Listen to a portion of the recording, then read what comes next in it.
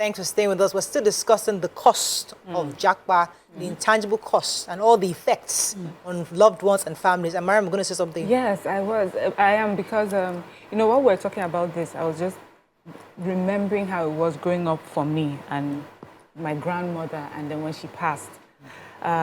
Growing up, we're always in our grandmother's house. She was with us. At the weekends, you know, after school, go and help grandma do something. So you go and spend your weekend there, you help grandma, and then come back Sunday night to go home. And then I remember when she was getting old, stubborn woman. I remember my mom would, and everybody trying to move her to our house. She would refuse. It would be neighbors that would be telling us, don't allow Mama stay one more day. She needs your help, you know? Because sometimes, even you, when you see your parents, you forget that they are aging right before you. You know, they just always seem the same. But people on the outside looking in will point it out. And because she was so stubborn, she didn't want to. But eventually, you know, she moved into our house, and she lived many years before she passed on. Now, she passed on, and I was at work, and it was so devastating for me. I cried. A colleague said, "Are you crying for your grandmother?" She's not old. But she was old now. I said, so what? Was she a piece of furniture? Because the piece of furniture is 80 years old, you throw it away. You think that's how. But I understood it's because growing up for that person, it wasn't a deliberate thing to grow up with their grandparents. So they can actually divorce themselves from the feeling of grief or whatever it is that comes from losing a grandparent. So it's not that person's fault. It's just that you don't have that connection because it was never deliberately raised that way. And my mother, my mother comes over a lot, you know, to Lagos. I grew up in Jos. But, you know, in scarce resources everywhere, looking for better opportunities, I left Jos and I moved to Lagos. Imagine if we couldn't afford flight tickets back and forth. And she comes to Lagos. Remember, I've always talked about how I've been dealing with my son and it's been hard.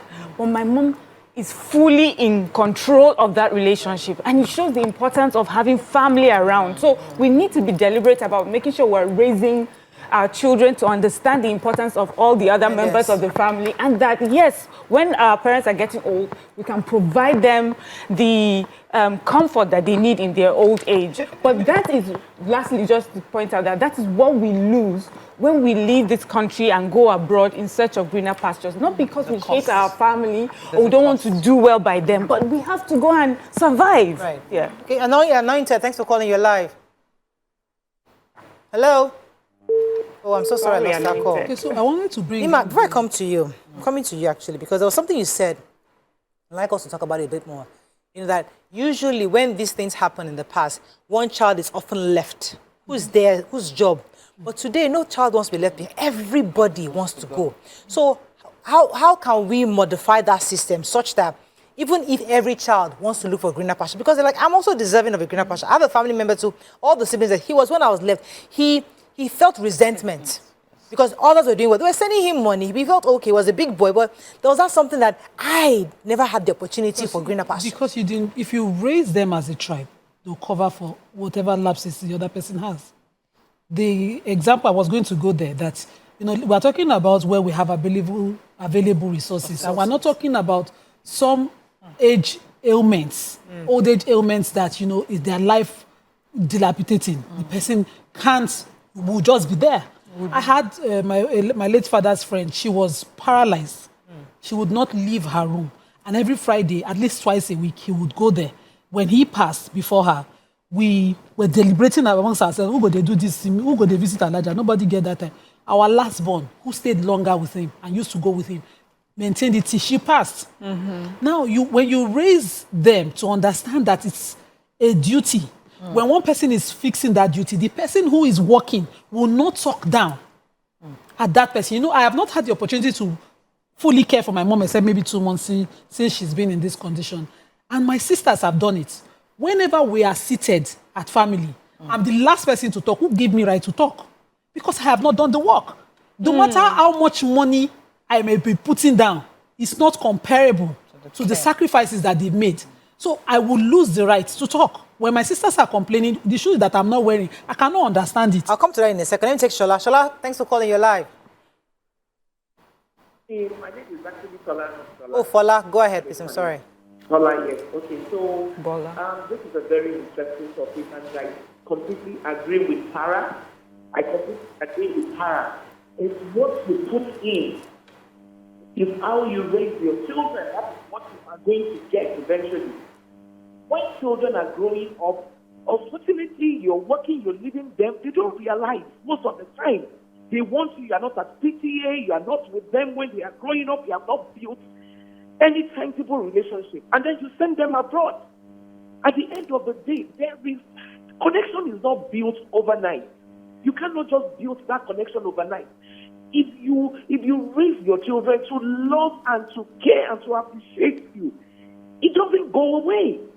No matter how busy they are, that love, that compassion will compel them to always find a way, no matter how tight it is. But when the compassion is not there, where the love is not there, they just send money home. And they feel like, well, that's all mommy, that's all daddy needs to survive. Because the love is not there, the compassion is not there. Growing up, my own parents, I didn't grow up. I was raised by my grandmother. My dad went abroad to the UK to study. My mom went with him. We were raised, 5 of us were raised by my grandmother. The connection I had with my grandmother, of course, I don't have with my mom. Since my mom is 81 now, I love her because she's my mom. I love her, we talk and all of that. But I won't lie to you, I don't miss her. Yeah. I don't miss her enough. I want to go and, she comes to Lagos to see me. But you know how that you miss people. And these are things that you cannot force. Right. You cannot pretend. Thank you very much, Bola. Yeah, you're right. While she was talking, I was remembering that my father was ill for many years, and I have a brother who was I have lots of brothers, but there was one in particular that he was constantly sending money home, but he wasn't coming home. He wasn't really interested. So there was that. He didn't have a compelling reason to come home until my dad died. My mother said, "If you love me, you will come." So he came home for the funeral, but people were shocked because we were seeing him in Nigeria for the very first time. This boy, you have this son. They didn't have a clue. So it was about the relationship because that he had with my dad. He didn't think there was a need.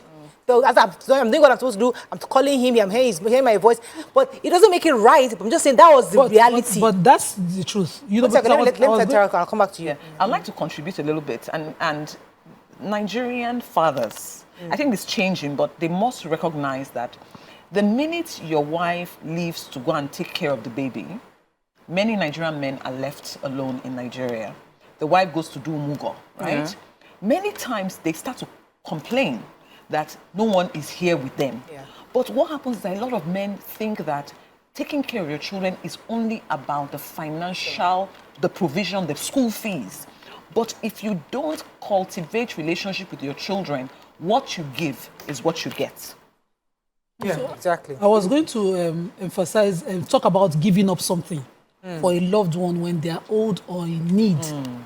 So we talk about this importance of working material. It's now that we're even raising kids with materialistic mentality that we see kids who don't know that sometimes you might need to give up something to be with that older person. When my younger sister resigned, we are 4 older ones. And she's the last born. And she resigned to be with my mom at the time my father passed. I felt I had failed because it's not her place. We are 3 elder sisters, 3 first girls, and the last one had to be the one to understand the role of giving up something. I said, no, I can work from home. And then later she said, I don't even have to work. She needs me more. That's all kind of upbringing. The last caller was talking about raising your kids with compassion. My parents were extremely sheltered us. They were extremely compassionate. I only learned love from home. Yeah. But with time, we're growing, we're thinking, I need to make a name, I need to make money, I need to do all of this. We're confusing it. So when she did that, as important as money was in the scheme of things, what she did was bigger. That's debatable. Let me come to you in a second. Oluwaseyi, thanks for calling. You're live. Yeah, good morning. Good morning. Ladies. Good morning. Thank you for the topic of today. God bless you richly. Yeah. I want you to note 2 or 3 things about the topic you raised this morning. You know, I want to support YK. YK, God bless you.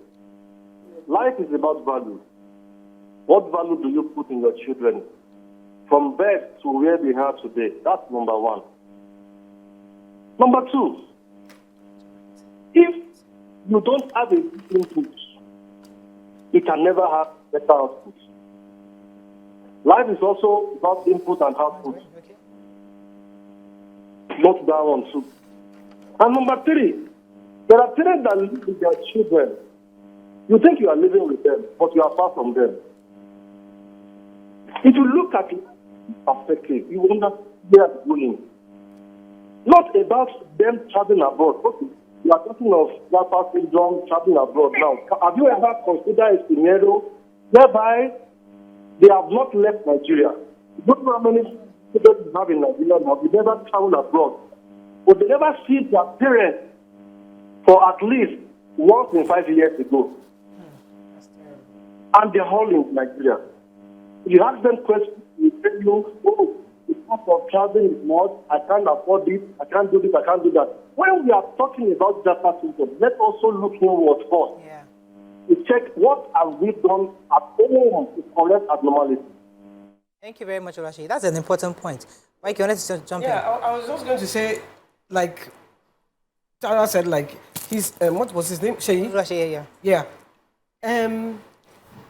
If we don't start it right now, I wanted to give an example. I wanted to give an example of. Let me go on a short break. When I come back, I'll let you take that example because I was going to go to what Nima said earlier. Stay with us, we'll be right back.